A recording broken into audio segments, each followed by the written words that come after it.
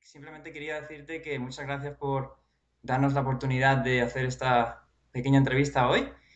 Y vamos a empezar un poco pues por ti. Cuéntanos cuál es tu historia, cómo te interesaste por la salud y por el entrenamiento personal. Bueno, Guillermo, primero, ante todo, muchas gracias por hacerme esta entrevista. Ujú. Mi historia, bien, tal vez es una historia muy común también en otras personas. Yo de muy pequeño, alrededor de los 9 o los 10 años, padecí unas lesiones importantes en ambas rodillas, primero en una rodilla y luego en otra. Mm. Tuve que pasar por una recuperación, una rehabilitación con un equipo de fisioterapia y entonces se me abrieron los ojos y dije yo quiero ser médico, quiero ser fisioterapeuta Ujú. y a partir de entonces es cuando se me despertó, digamos, mi vocación alrededor del ámbito de la salud en general, no solo de Sí. la medicina, sino de la salud en general. Ujú. Pasaron los años, cosas de la vida, el camino me encaminó un poquito hacia otro tipo de estudios. Yo soy ingeniero en informática, Ujú. pero un poco antes de acabar la carrera, enseguida también empecé a estudiar por mi cuenta temas de entrenamiento personal, de pilates, terapias manuales, vendajes, masajes y demás. Empecé a trabajar para diferentes centros deportivos y gimnasios, incluso para alguna empresa privada. Y hace unos 6 años, pues como tú bien has dicho, Ujú. abrí mi propio centro de entrenamiento personal desde donde ya trabajo, digamos, a mi aire, aplicando todas las señas y las herramientas que he Ah. ido aprendiendo Mm. durante todo este tiempo, pero ya a mi manera, tal como entiendo yo personalmente la actividad física y la salud en general. Y una de las cosas que haces allí es aplicas, digamos, el método natural de ejercicio, que yo es algo que nunca había oído hablar. ¿Nos puedes contar un poco más qué es esto? ¿Qué es el método natural? Pues el método natural, aunque la mayoría de la gente nunca haya oído hablar de él, es un método que tiene más de 100 años de historia. A principios del siglo XX, un señor, un oficial de la Armada Francesa que se llama Georges Hébert, lo ideó para entrenar primero a sus marines y luego para dar paso a, digamos, la educación física de la primera mitad del siglo XX en Francia. Ujú. Es una metodología de entrenamiento físico que se basa en el desarrollo de las capacidades y los movimientos físicos naturales para el hombre, aquellos que el hombre ha realizado durante la mayor parte de su historia, de su evolución, como puede ser correr, saltar, gatear, equilibrarse, trepar, cargar peso, lanzarlo, nadar. Siempre se conciben los movimientos como algo muy global y algo útil. No hay movimientos repetitivos como los del fitness, con sentadillas, curl de bíceps, presses de banca Sí. o flexiones de tronco para trabajar los abdominales. Sí que se pueden utilizar esos ejercicios, digamos, para la parte de la preparación física del método natural, pero el método natural es mucho más amplio que todo eso. Sí. ¿Y tú crees que esto es algo fácil de realizar para la mayoría de la gente? Lo digo porque parece ser que siempre se realiza en el medio ambiente, o sea, en el campo a lo mejor, cosas así. Claro, la gente está en las ciudades y lo único que tienes a mano es un gimnasio, ¿no? Entonces, ¿cómo lo haces tú? ¿Sacas a tus clientes al campo o cómo lo haces? La verdad es que por norma general se intenta practicar actividad física, como tú has dicho, digamos, al aire libre, ¿de Sí. acuerdo? Sí que hay algunos ejercicios que se pueden practicar indoor, en un gimnasio o en casa, porque cualquiera puede hacer algunos ejercicios de gateo en casa Sí. o algunos ejercicios de levantamiento, pero generalmente necesitan mucho más espacio porque sobre todo las familias de caminar, correr y saltar tienen una importancia realmente notable en el método. En un gimnasio también se puede practicar, o en un polideportivo, por ejemplo, que tenga suficiente sitio Ujú. para hacer circuitos, pero obviamente prácticamente nunca se practica con materiales externos. No necesitas pesas, no necesitas poleas, no necesitas aparatos donde caminar, correr, andar en bicicleta. sino que eres tu propio cuerpo el que se adapta al medio ambiente, al entorno que te rodea y no al revés. Un gimnasio, digamos que es un entorno adaptado a nosotros. Y nosotros, en cambio, lo que intentamos practicar es que a través de nuestro movimiento nos adaptemos al entorno. Claro, nosotros digamos que tenemos una evolución genética, nos hemos desarrollado en un medio ambiente haciendo ciertas cosas, ¿no? Por ejemplo, yo qué sé, pues trepar un árbol, cruzar un río, y de repente nos olvidamos de todo eso y queremos adaptarnos a algo totalmente diferente, que es a lo mejor un gimnasio, como tú dices, ¿no? Entonces, tenemos que quizá, la idea de esto es volver un poco a lo que somos realmente físicamente, ¿no?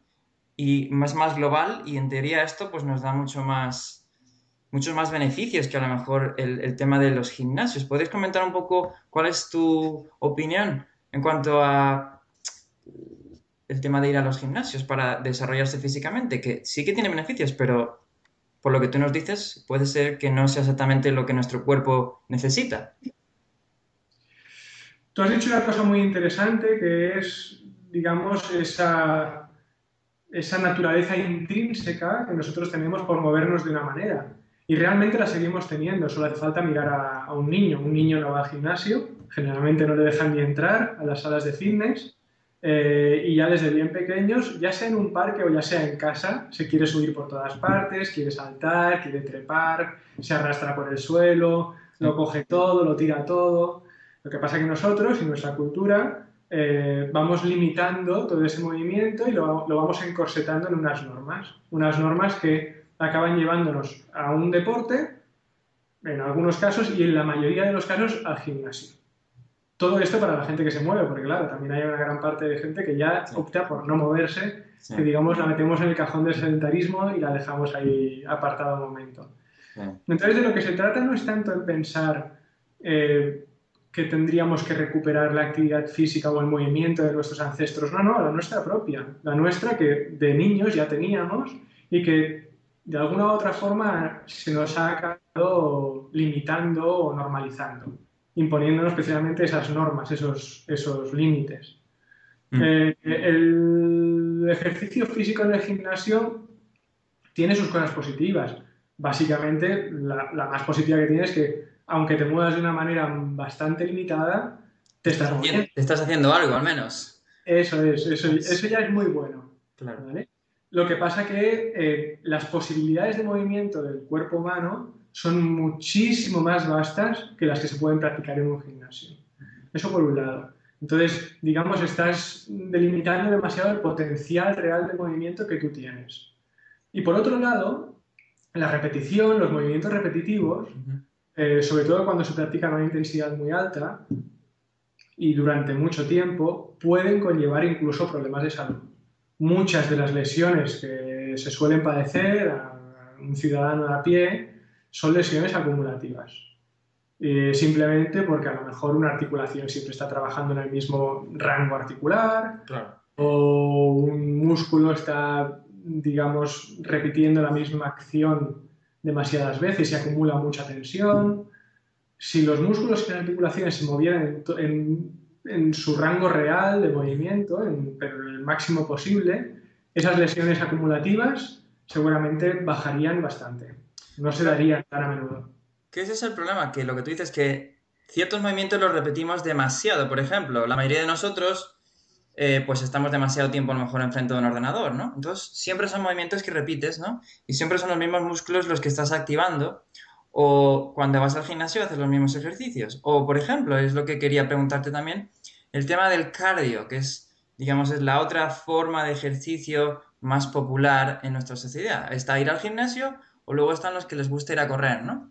Entonces, esto del cardio, tú eres de los pocos que yo he visto que habla un poco en contra del cardio, porque como tú dices, es un movimiento repetitivo y que quizá no estamos diseñados para hacer siempre el mismo movimiento durante tanto tiempo de forma constante. ¿Nos puedes un poco decir cuál es tu opinión sobre el cardio? ¿Es esto positivo o es más...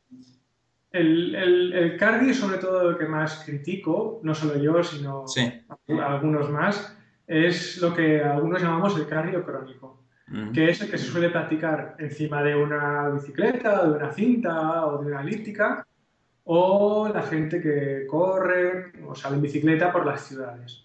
Es un ejercicio cardiovascular de una intensidad moderada a alta, en el que siempre se repite el mismo movimiento, pero también la misma intensidad, el mismo ritmo, las mismas cadencias, la misma longitud de zancada en el caso de la carrera. Entonces no deja de ser lo mismo que hablábamos de, digamos, el fitness y los ejercicios de musculación.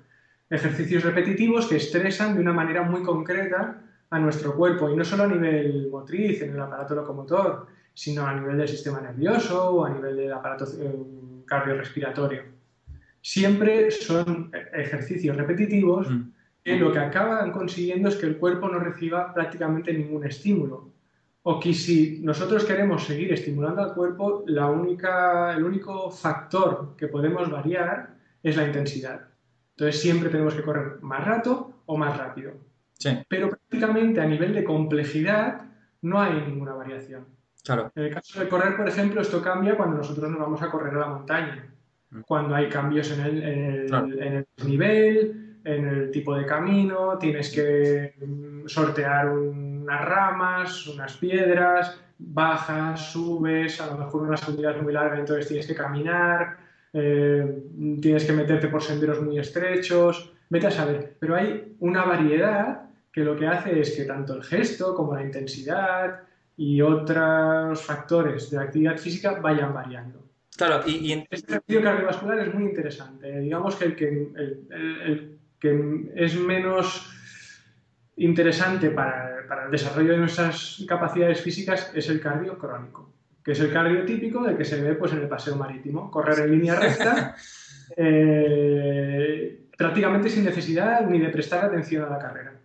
y no estamos, yo creo, diseñados para hacer algo, para solamente utilizar ciertos músculos, ¿no? O sea, las posibilidades del cuerpo humano, como decías tú, son tan grandes que es una pena, ¿no? Que quizá pues no desarrollemos ese potencial.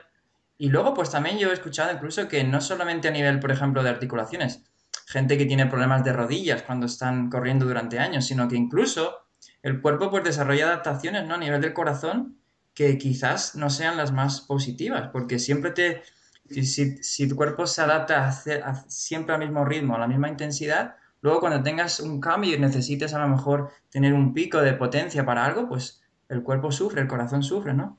Entonces, estoy de acuerdo en todo lo que estás diciendo, la verdad. Y es un mito de estos, ¿no? Es un mito urbano que salir a correr, ¿no? Es como lo más... Y está claro que es mejor que estar sentado en el sofá, eso, pero que quizá está sobrevalorado, ¿no? Es lo que estamos un poco hablando, ¿verdad? Sí. Entonces, bueno, otra cosa que también me interesa mucho y creo que a la gente que visita nuestra página web y es algo que tú hablas también en tu blog, es el tema de la dieta. Y tú hablas bastante de la dieta paleolítica. ¿Nos puedes un poco hablar de esto, contarnos? Sí, bueno, antes de nada decir que la etiqueta paleo, ya lo comento también en el Sí, blog, no me gusta nada, porque llama a la confusión. sí, En realidad, hoy en día, aquí en las sociedades más desarrolladas, es imposible sí, totalmente comer como un hombre de las cavernas. claro. Y además, en realidad yo creo que tampoco tiene mucho sentido. Ujú. Simplemente de lo que se trata es de comprender que nuestra base genética es común a la de nuestros ancestros. Ujú. Y a partir de ahí, la dieta paleo o la nutrición evolutiva, llámala como quieras, lo que defiende es intentar aproximarse el máximo a esa nutrición evolutiva para la que nosotros hemos evolucionado, valga la redundancia. Ujú. Eso quiere decir que todo el mundo tenga que seguir las mismas normas paleolíticas, sino que más bien, al menos desde mi punto de vista, lo que se trata es, digamos, de concienciar o invitar a la gente a que desarrolle su propia dieta. Si es con la base de la dieta paleo, yo creo que es la manera más coherente. Pero tal como están las cosas, yo creo que digamos, desarrollar tu propia alimentación es uno de los mejores ejercicios de autoconocimiento y de responsabilidad que puedes hacer. Digamos, No solamente seguir las normas que alguien te dicte, incluso aunque sea a nivel de la dieta paleo, sino tomándola como base tú mismo experimentar y determinar qué es lo que te va mejor o qué es lo que te va peor. Mucha gente está dentro de la dieta paleo, está muy en contra de los cereales. Yo personalmente no los consumo porque he visto, con esa experimentación que te decía, que los cereales a mí no me sientan bien. Pero no podemos olvidar que los cereales forman parte de nuestra evolución. La más reciente, la parte más pequeña de nuestra evolución, sí, pero están ahí. Por lo tanto, digamos, en los libros se suele decir que el 99% de nuestra alimentación a través de la evolución ha sido la paleolítica y solo el 1% ha sido neolítica. Pues entonces no creo que conlleve ningún peligro, ningún riesgo en que un 1%, un 2, un 5% de nuestra dieta sea a base de cereal o de legumbres, incluso a veces de alimentos más modernos, como alimentos procesados o mucho más refinados. Pero obviamente a nivel proporcional eso es una excepción o es una minoría. O sea, que es, digamos, tener una base de una dieta sana, pero luego es escuchar al cuerpo y a lo que tú personalmente te va mejor, ¿no? Sin ser muy estricto y ser muy fanático de, pues nunca puedes tomar cereales o nunca puedes tomar esto, porque como tú dices, pues hay que ver un poco qué es lo que te va mejor, ¿no? Ok. Claro, es que cada cuerpo es distinto y además hoy en día, digamos, en el paleolítico habían todas las normas eran iguales, las sociedades eran muy parecidas, las propias Sí. culturas, pero hoy en día recibimos muchas más influencias. La gente que tenemos al lado, la propia familia puede comer distinto a nosotros, los anuncios nos bombardean con otro tipo de comida. Mm. Entonces, si quieres ser muy estricto, realmente te lo estás poniendo muy difícil. Tienes que ser muy consciente o tener la voluntad muy desarrollada para seguir estrictamente una dieta paleo o cualquier tipo de dieta estricta, da igual cómo la llames. Se trata un poquito de tener tus propias bases a partir de tu propia experiencia, Mm. pero también ser flexible. Sí.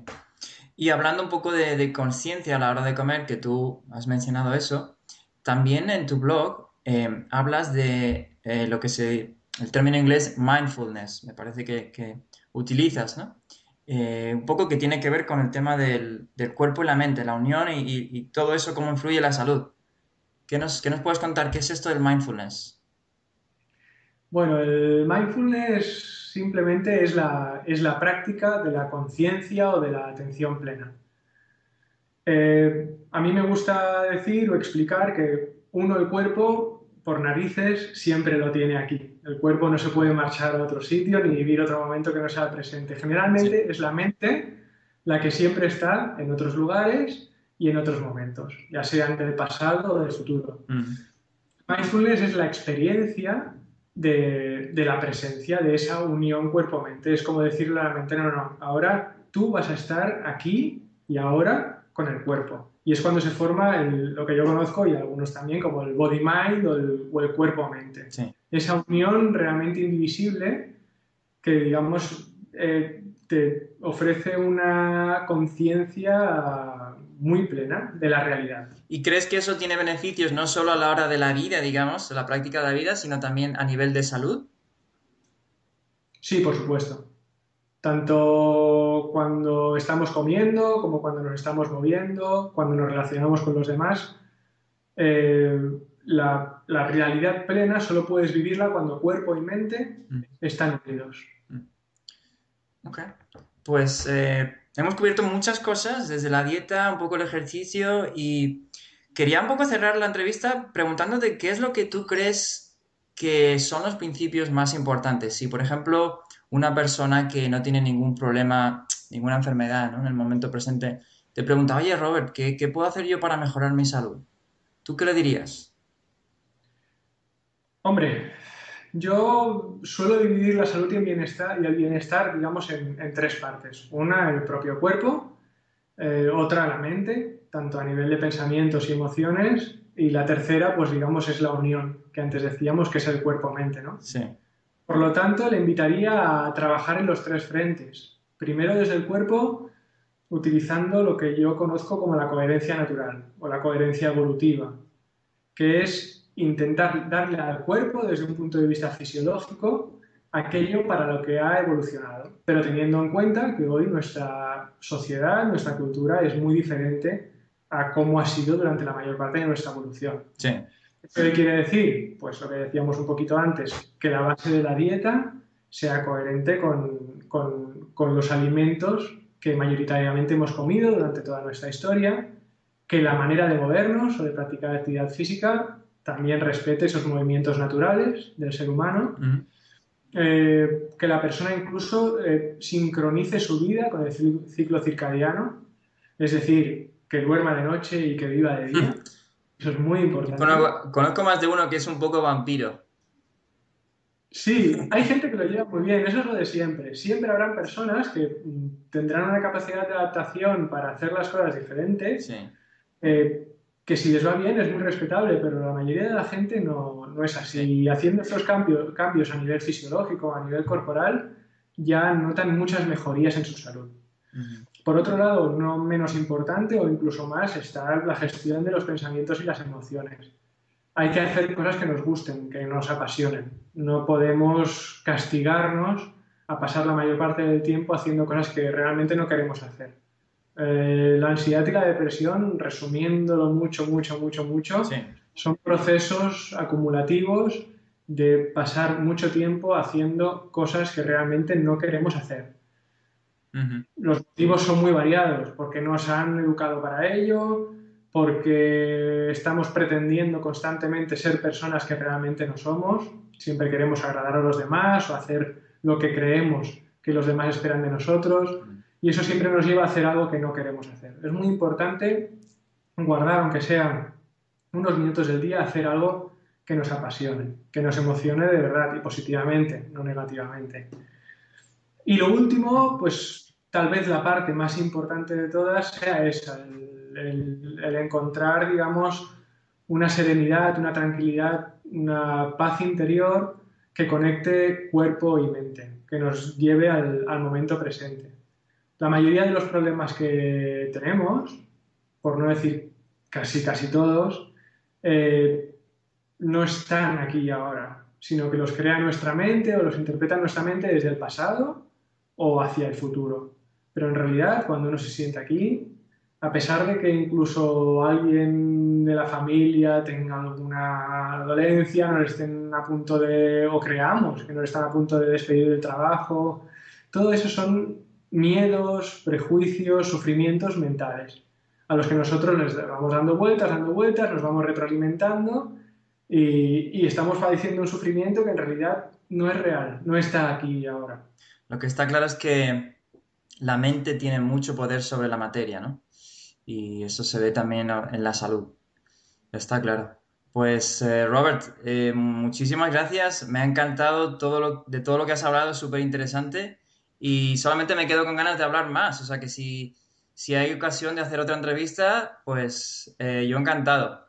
Así que si no tienes nada más que contarnos por hoy, yo creo que podrías estar hablando por horas, pero quizás sea mejor dejarlo para otro día. Pues muchísimas gracias, Robert.